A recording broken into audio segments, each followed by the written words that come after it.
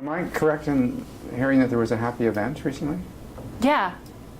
Yeah. Yeah? Which one? Did you get married? I did, yeah, a couple weeks ago, yeah. I've had a lot of like really good times. Was there something else that kind of upstaged that? I'm pregnant as well, so yes. You're pregnant as well? Slightly upstaged. Fantastic. Yeah. Well, congratulations. Thank you very much. And who's the lucky guy? His name is David Sandomersky. Is he in the biz? He's not. He's doing his PhD in law.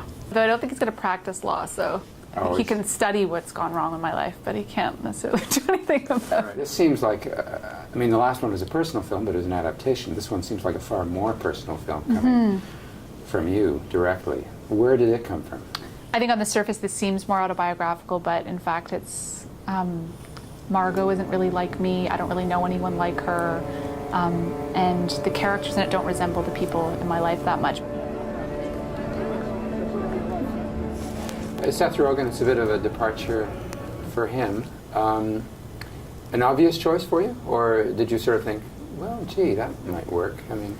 Yeah, Seth was the only person while I was writing that I could see in the part. Are you serious? Yes, I am.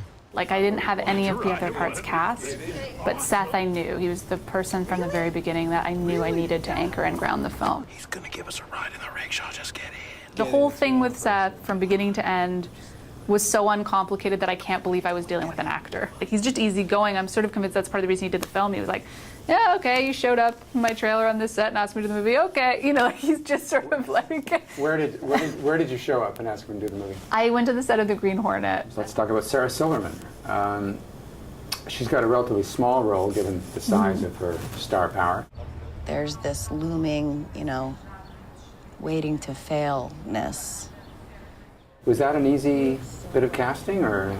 So Sarah Silverman's probably the performer I'm most obsessed with in the world right now, and have been for about 5 years. Like, whenever anyone asks that question of who, if you could have dinner with one person in the world, who would it be? It's always been Sarah Silverman for me since her show came out.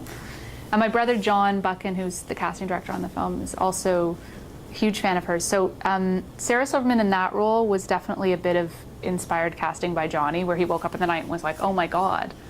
Like, how can we not have seen this? It's so obviously Sarah Silverman. We both kind of knew instinctually that she'd be a great dramatic actor. I would say I've never been so starstruck by anybody. Like, it was very hard for me to, like, direct her for the first day or two.